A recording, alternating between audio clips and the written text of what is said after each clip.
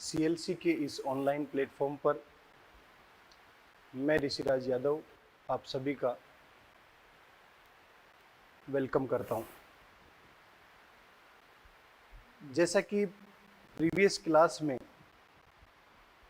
आपने देखा था कि हम विभिन्न प्रकार के जंतुओं में विभिन्न प्रकार के श्वसनांग के बारे में अध्ययन कर रहे हैं और ये एक आधार लिया था, हमने एक बेसिस लिया था कि लेवल ऑफ ऑर्गेनाइजेशन, संगठन के स्तर के आधार पर, and habitat means living place, कौन सा एनिमल कौन से एरिया में रह रहा है उसके आधार पर हमने विभिन्न प्रकार के श्वसनांगों का अध्ययन किया था, लोअर इनवर्टिब्रेट से लेकर हायर वर्टिब्रेट तक। उसके बाद हम आज बात कर रहे हैं मैमल्स के अंदर ह्यूमन बीइंग के और ह्यूमन बीइंग का रेस्पिरेटरी सिस्टम का आउट डायग्राम। और इस आउट डायग्राम में आपको ये सीखने की जरूरत है कि कई बार लेबलिंग से एआईपीएमटी में क्वेश्चन पूछे जाते हैं, तो वो लेबलिंग हमारी गलत नहीं होनी चाहिए। कुछ वर्ड्स हैं जो मैंने यहां पर केवल इंग्लिश में लेबल किए, तो आपको इंग्लिश में ही याद रखने, और बाकी वर्ड्स की मैंने हिंदी में भी उसका ट्रांसलेशन किया। तो ध्यान से समझें। ह्यूमन रेस्पिरेटरी सिस्टम में ह्यूमन बीइंग के पास में वन पेयर ऑफ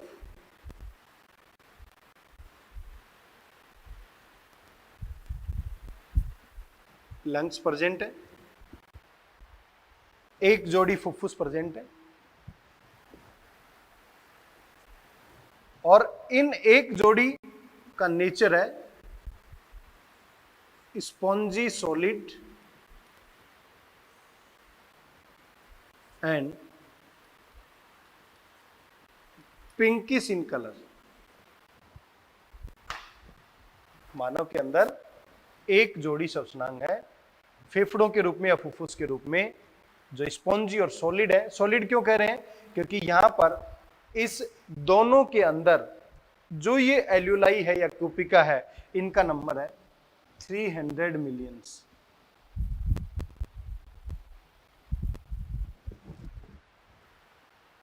तो इस छोटे सी स्पेस के अंदर इतनी सारी क्यूपिकाएं आ जाएंगी, तो वो सॉलिडिफाई पार्ट। पिंकिश कलर है, जिसे हम क्रम से राइट और लेफ्ट के नाम से जानते हैं। This one is right lung, this one is left lung.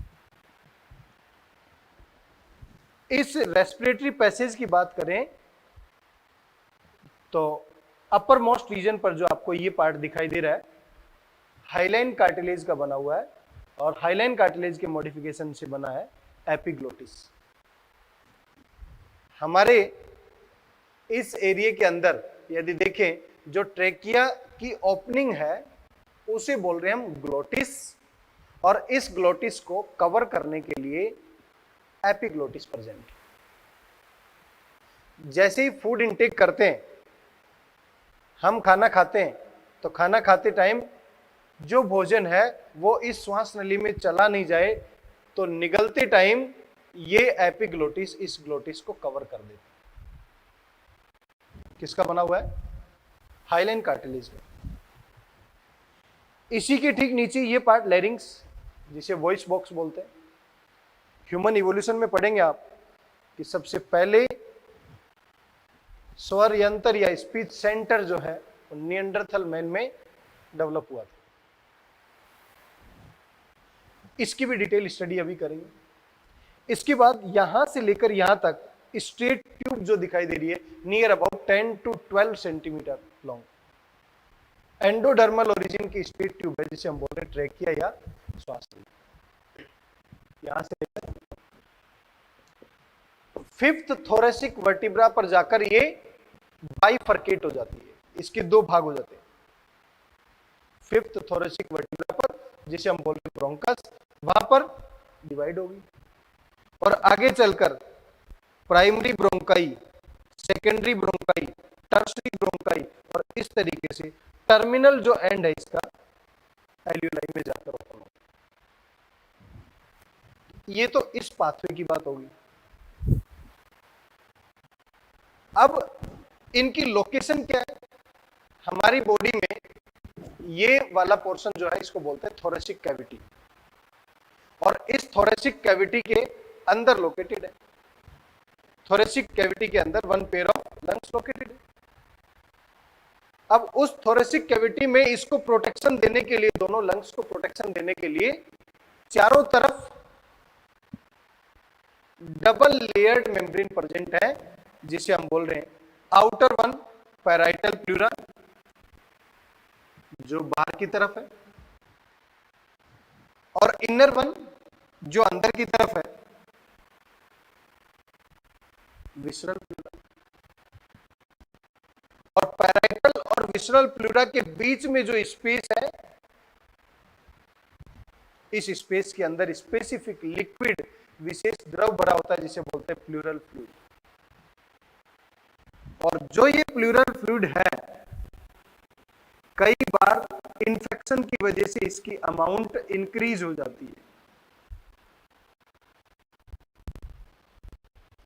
कोई भी वायरल, कोई भी बैक्टीरियल इन्फेक्शन हो जाता है तो ये द्रव बढ़ जाता है नियर अबाउट 150 ml से। जैसे जैसे ये बढ़ेगा तो ब्रीथिंग में, मीन संवातन में, सांस लेने में और सांस छोड़ने में प्रॉब्लम क्रिएट करेगा। और इसकी वजह से इन मेम्ब्रेन के अंदर सूजन आ जाती है, इन्फ्लेमेशन हो जाती है, जिसे बोलते हैं प्लूरिसी डिजीज।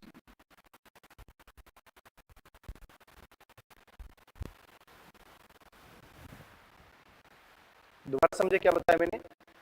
अभी मैंने ये बताया कि इन दोनों मेम्ब्रेन के बीच में एक विशेष प्रकार का द्रव होता है जिसे बोलते हैं प्लूरल फ्लूइड, और वायरल और बैक्टीरियल इन्फेक्शन की वजह से इसकी अमाउंट बढ़ जाती है, जिससे इसमें इन्फ्लेमेशन आ जाता है और प्लूरिसी डिसऑर्डर डेवलप कर लेता है।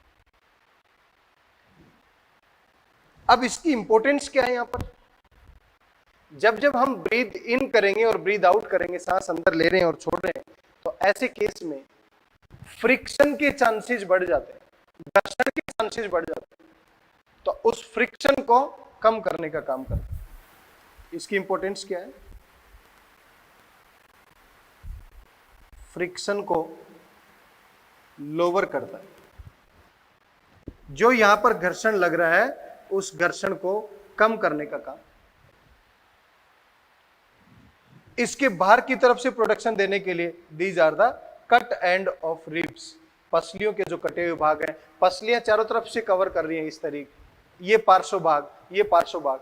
तो यदि इसके लेटरल एंड को जब हम कट करेंगे तब जाकर हमें एक जोड़ी लंग्स दिखाई देंगे। इसका ये एंड जो है इसे बोलते हैं हम एंटीरियर, ये एंड है इसको बोलते हैं पोस्टीरियर। तो मैं कह सकता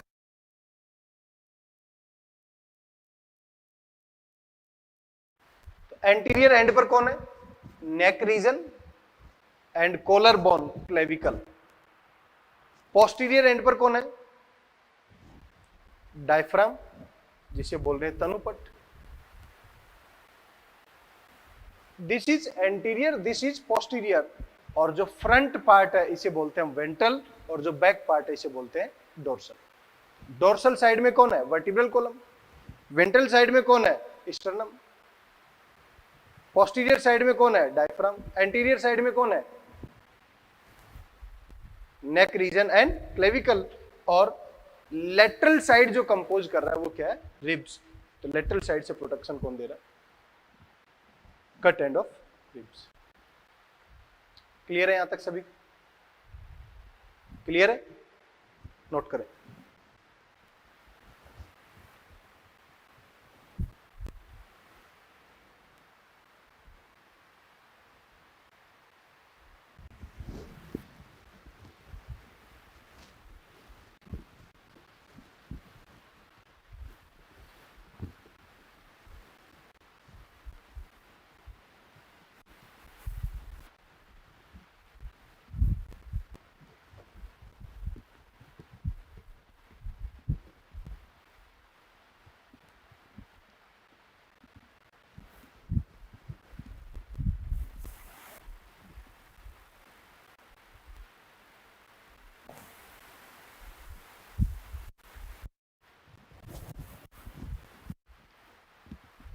इसी की और डिटेल में बात करते हैं।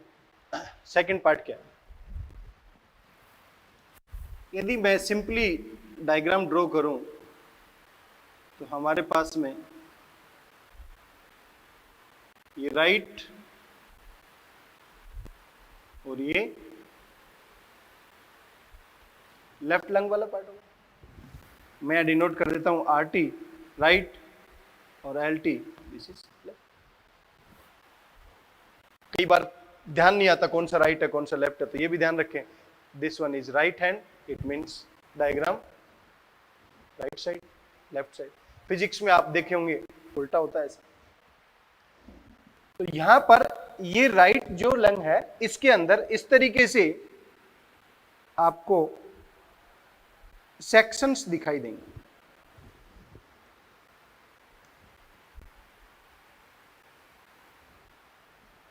लेफ्ट के अंदर भी दिखाई देंगे। इस लेफ्ट वाले पार्ट को मैं लेबल कर रहा हूं ए, इस पार्ट को लेबल कर रहा हूं बी, इन पार्ट को लेबल कर रहा हूं 1 2 और इसको लेबल कर रहा हूं। इन दोनों लंग्स के बीच में जो स्पेस है इस स्पेस को बोलते हैं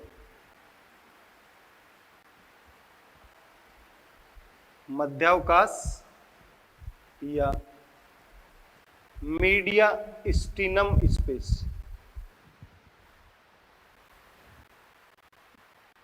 जो लेफ्ट की साइड में ये आपको नोच लाइक स्ट्रक्चर दिखाई दे रही है इसे बोलते हैं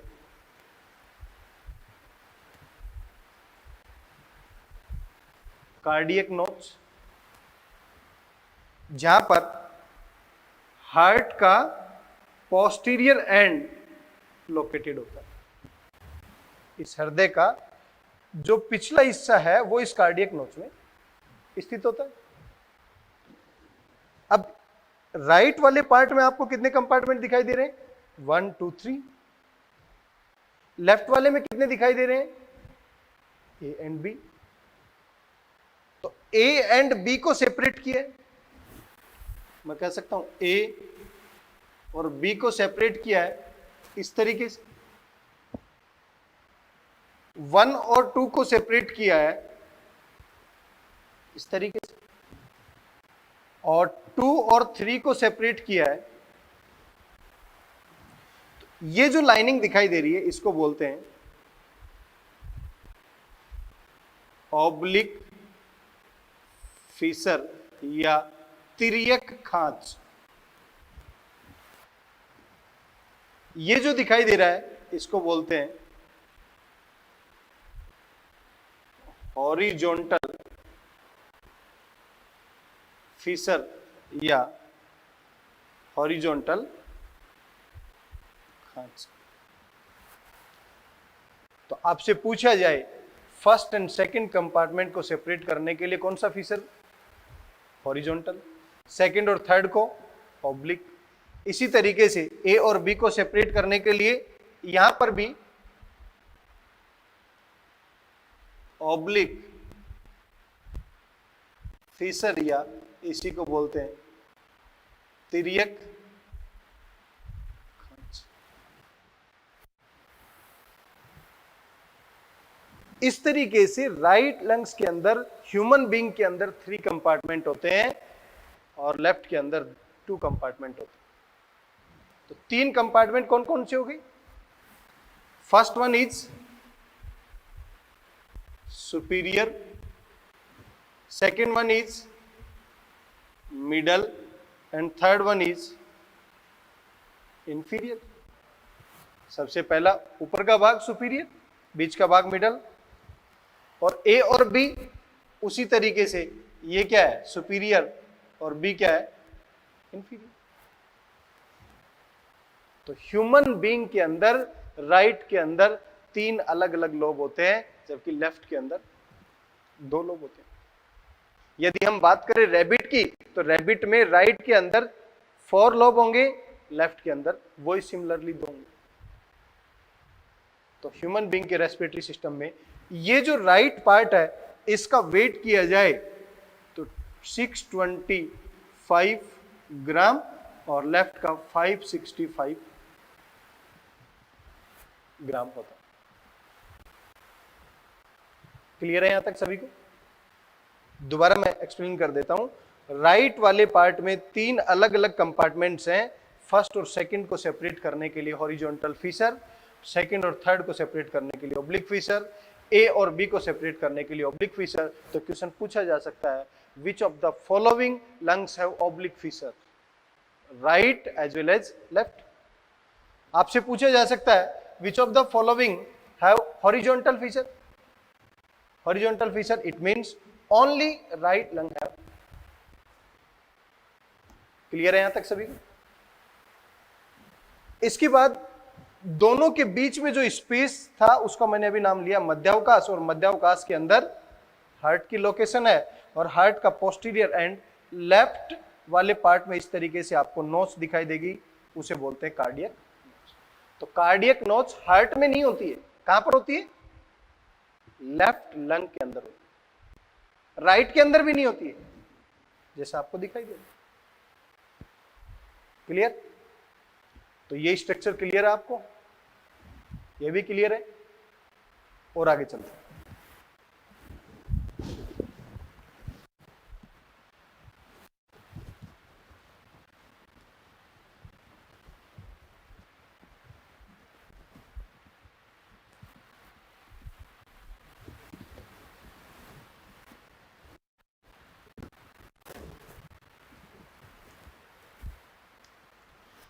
नेक्स्ट स्ट्रक्चर की बात कर रहे हैं, जो हमारे पास में लैरिंग्स है, वॉइस बॉक्स है, इसके बारे में भी, क्योंकि यहां से भी क्वेश्चन आते हैं आईपीएमटी। जो पहले क्वेश्चन आ चुका है वो पहले मैं एक्सप्लेन कर देता हूं। बर्ड्स के अंदर पूछा गया था, ह्यूमन बीइंग के अंदर पूछा जाए तो बर्ड्स के अंदर वही वॉइस बॉक्स है जो स्वर यंत्र है, उसको बोलते हैं सिरिंग्स, और ह्यूमन बीइंग के अंदर इसको बोलते हैं लैरिंग्स। इसकी डिटेल स्ट्रक्चर देखें कैसा दिखाई देगा।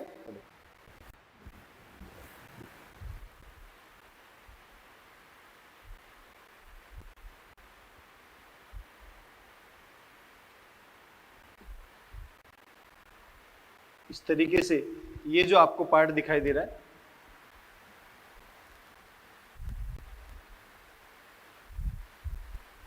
एपिग्लोटिस वाला पार्ट है।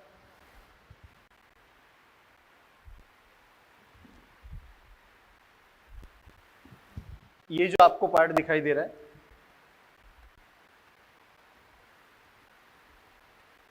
ये थायराइड कार्टिलेज का पार्ट है।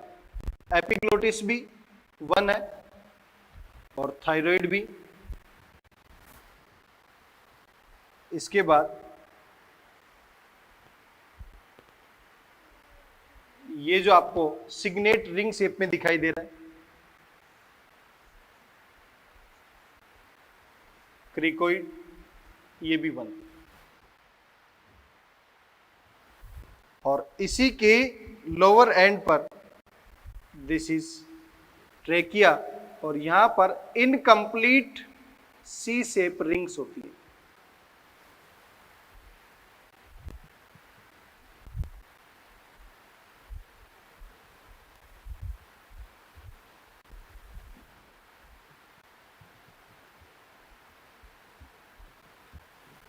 सी शेप रिंग्स होती है, इनकम्प्लीट सी शेप रिंग्स, जो इनहेलेशन के टाइम पर इस ट्रेकिया को कोलैप्स होने से, आपस में इस तरीके से चिपकने से बचाएगा। कंप्लीट नहीं है ये, इनकम्प्लीट नहीं है। और किसकी बनी हुई है ये? काचाब उपास्थि हाइलाइन कार्टिलेज, काचाब उपास्थि की बनी। तो आपने देखा इस लैरिंग्स के अंदर एपिग्लोटिस, थायराइड और क्रिकोइड, ये तीनों की तीनों सिंगल सिंगल है, अनपेयर्ड कार्टिलेज है।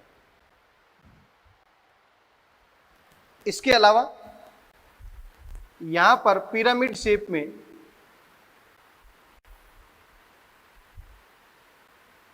ये जो स्ट्रक्चर प्रेजेंट है इनको बोलते हैं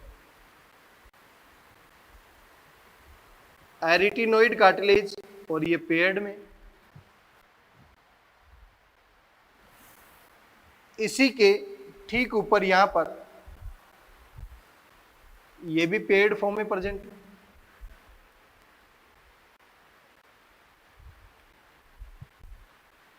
कॉर्निकुलेट कार्टिलेज, ये भी पेयर्ड में। और यहां पर इंटीरियर साइड में यहां पर देखें तो यहां पर भी पेयर्ड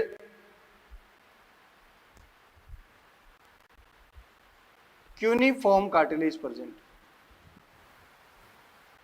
तो मैं कह सकता हूं हमारे वॉइस बॉक्स के अंदर 3 पेयर्ड और 3 अनपेयर्ड कार्टिलेज, टोटलिटी में देखा जाए तो मैं कह सकता हूं 3 पेयर्ड और 3 अनपेयर्ड।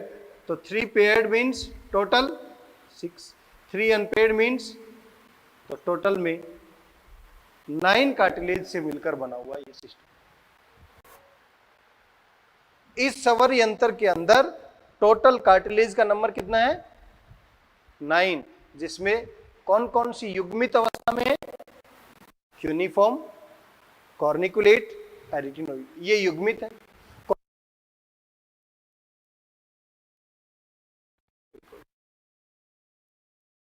यहां तक सभी को कौन कौन सी कार्टिलेज के मॉडिफिकेशन या रूपांतरण इसके बारे में और स्टडी करते हैं।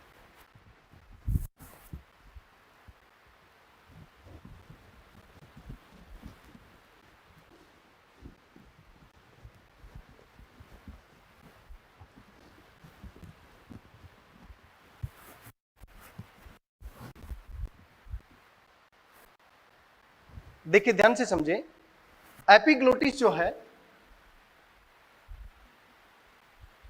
ये इलास्टिक कार्टिलेज के मॉडिफिकेशन से बनी है, जिसे बोलते हैं प्रत्यास्थ उपास्थि।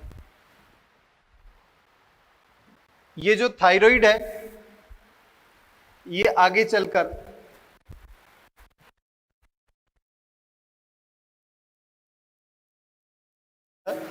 जो मेल का कैरेक्टरिस्टिक फीचर है, फीमेल के अंदर ऐसा देखने को नहीं मिलेगा। ये भी एक हाईलाइन कार्टिलेज की मॉडिफिकेशन बना।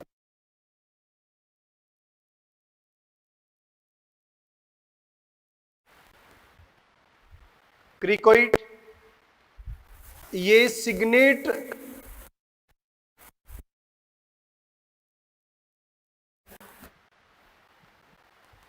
ये कंप्लीट रिंग है, और ये जो थायराइड है ये डोर्सल साइड से इनकम्प्लीट है।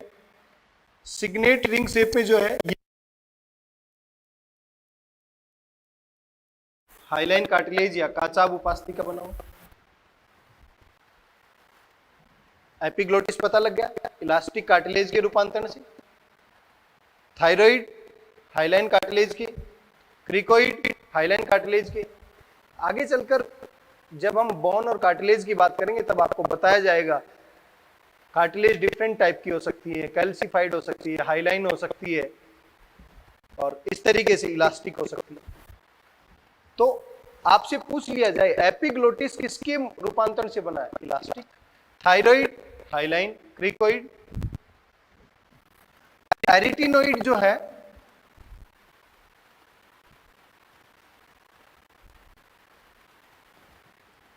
ये भी हाईलाइन या काचाब उपास्थि के रूपांतरण से बने।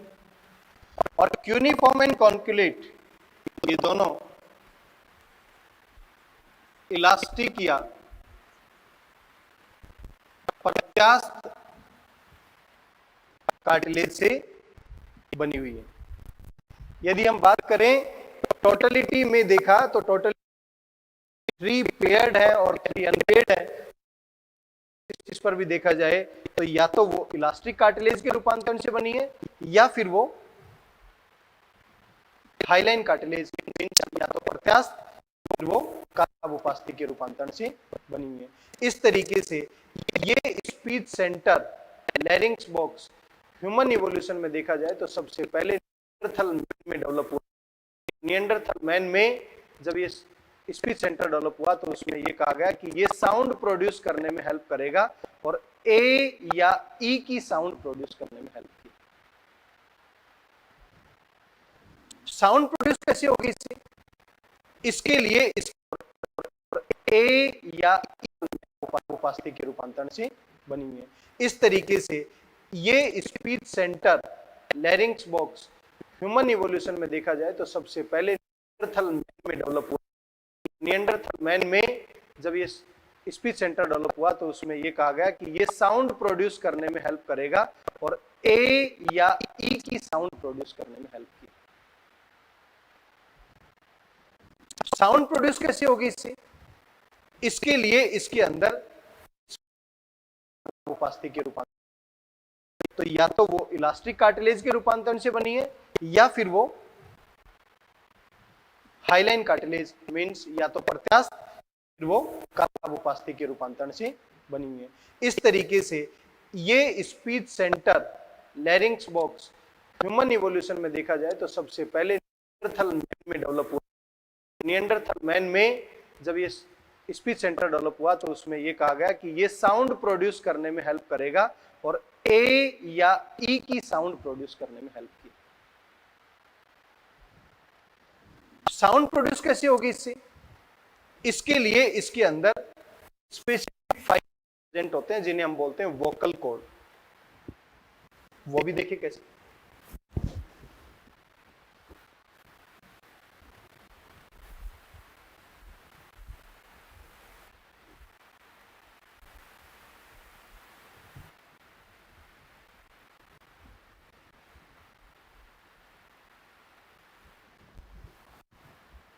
ये पार्ट देखिए, यहां पर फाइबर्स प्रेजेंट है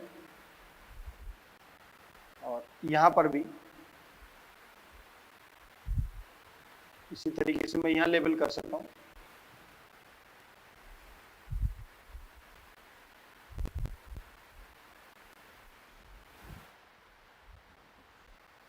ये जो रेड कलर में मैंने बनाया है इन्हें बोलते हैं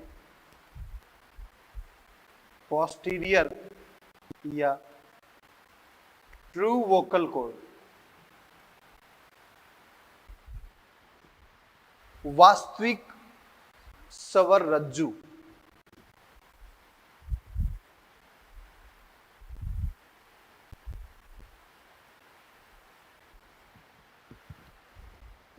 और ये जो आपको दिखाई दे रहे हैं इनको बोलते हैं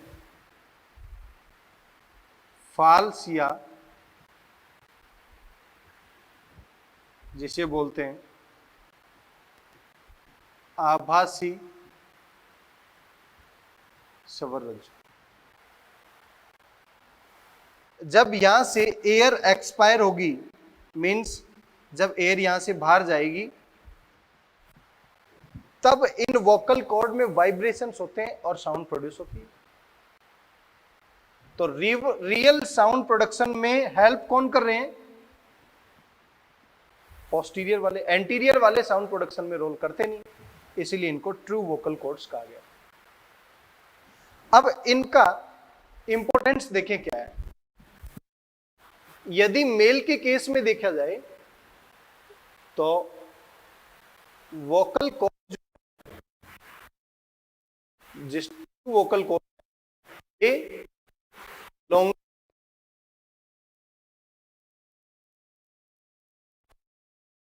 टू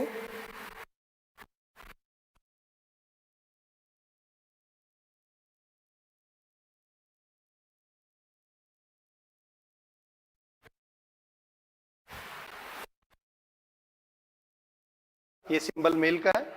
तो मेल के अंदर ये वोकल जो वो लॉन्गर एंड थिकर होंगे as compared to children and female. और ऐसा इसलिए है जितने लॉन्गर और थिकर होंगे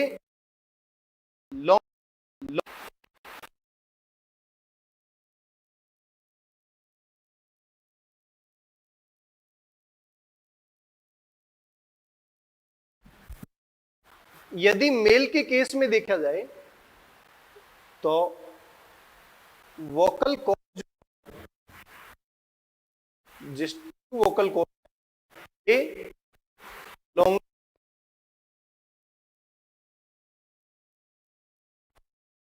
टू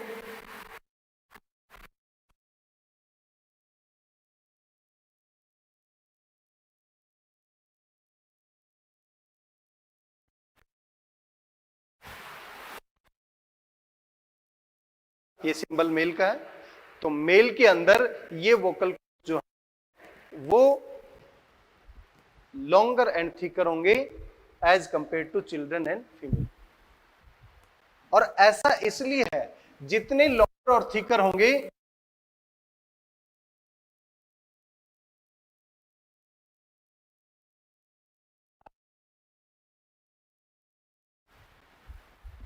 लो पिच भारी आवाज प्रोड्यूस करने में मदद करेंगे।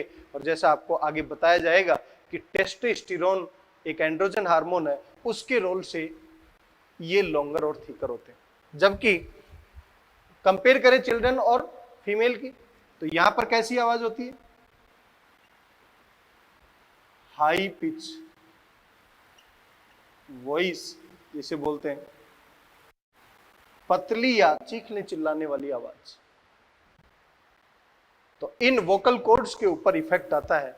यदि एंड्रोजन का इफेक्ट आया है तो लो पिच, और एस्ट्रोजन का इफेक्ट आया है तो हाई पिच वॉइस प्रोड्यूस होती है। किसका मॉडिफिकेशन है ये मॉडिफिकेशन हमारे इसी रेस्पिरेटरी सिस्टम के एंटीरियर पार्ट का मॉडिफिकेशन है, जो वॉइस बॉक्स में कन्वर्ट।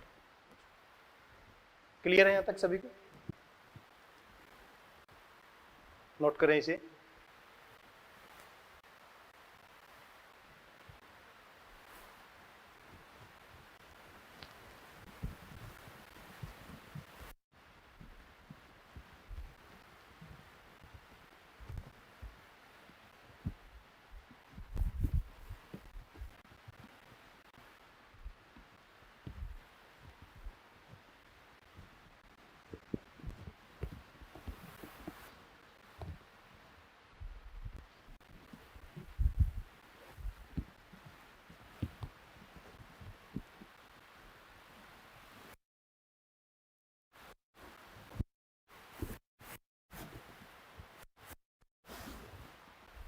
तो प्यारे बच्चों, अभी आपने ये सब चीजें सीखी कि ह्यूमन रेस्पिरेटरी सिस्टम कैसा है, कैसा दिखाई देता है। ह्यूमन रेस्पिरेटरी सिस्टम में वॉइस बॉक्स कैसा है, कैसा दिखाई देता है, उसकी इंटरनल स्ट्रक्चर क्या है, कौन कौन सी कार्टिलेज उसके अंदर प्रेजेंट है, हमारे अंदर कैसे कैसे वोकल कॉर्ड्स प्रेजेंट है, इन सब के बारे में आपने सीखा।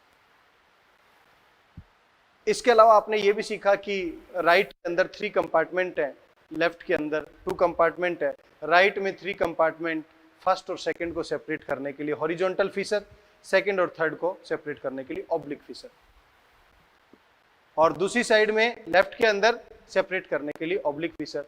तो राइट और लेफ्ट दोनों के अंदर ऑब्लिक फीसर होता है, लेकिन केवल राइट के अंदर हॉरिजॉन्टल फीसर पाया जाता है। दोनों का वजन भी आपने देखा, राइट का 625 और लेफ्ट का, और दोनों के बीच में जो स्पेस प्रेजेंट है उस स्पेस को मीडियास्टिनम स्पेस नाम दिया, और वहां पर हार्ट की लोकेशन है। और हार्ट का पोस्टीरियर एंड लेफ्ट लंग की तरफ थोड़ा झुका हुआ होता है, इसीलिए वहां पर एक कार्डियक नोच प्रेजेंट होती है। इन दोनों लंग्स को कवर करने के लिए प्लूरल मेम्ब्रेन्स होती हैं, आउटर को पैराइटल प्लूरा, अंदर वाली को विसल प्लूरा, और दोनों के बीच में एक स्पेसिफिक लिक्विड भरा होता है जिसे बोलते हैं प्लूरल फ्लूइड। और इस प्लूरल फ्लूइड का मेन रोल है इंस्पिरेशन और एक्सपिरेशन। जब हम सांस लेंगे और छोड़ेंगे तो घर्षण होगा, उस घर्षण को कम करने का काम करेगा। ये सब बातें अभी आपने सीखी। अब हम और आगे की तरफ चलें तो हम पूरे इस रेस्पिरेटरी पैसेज के बारे में बात करेंगे कि इस रेस्पिरेटरी पैसेज या इस रेस्पिरेटरी पाथवे में कौन कौन सी स्ट्रक्चर आएंगी जहां से एयर आगे जाएगी। क्लियर है मेरी बात? यार, तो नेक्स्ट हेडिंग है रेस्पिरेटरी पैसेज।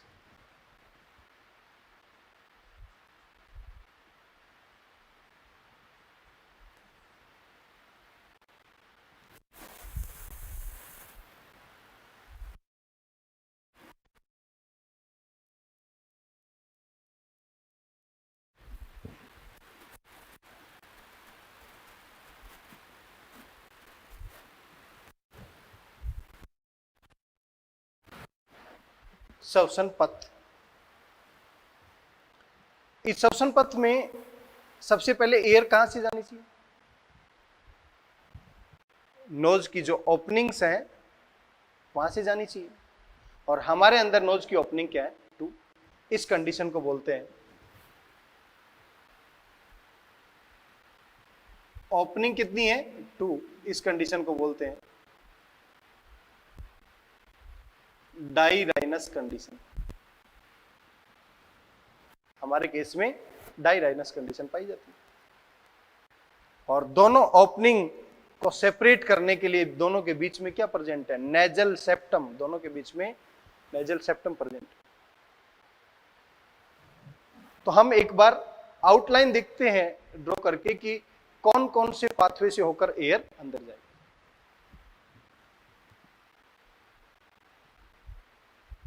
एक्सटर्नल नोस्ट्रिल, यहां से एयर आगे जाएगी। नेजल चैम्बर, नेजल चैम्बर से इंटरनल नेयर, इंटरनल नेयर से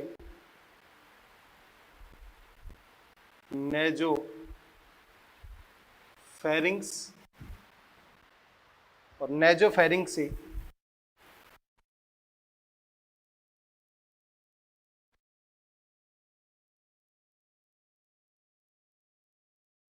glottis,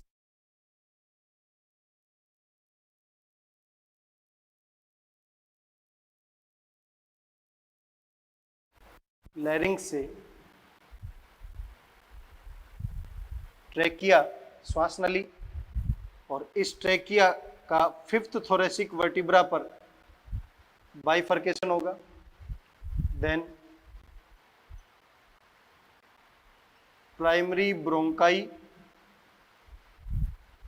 primary bronchi, and then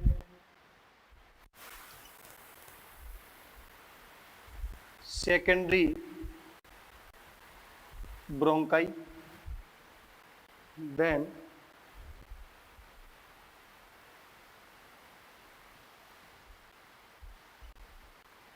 tertiary bronchi,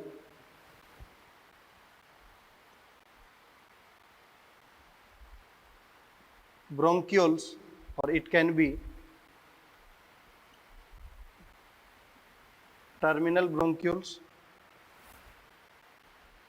then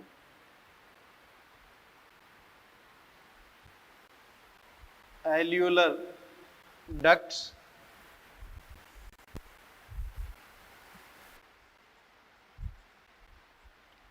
then atrium, alveolar sac, and finally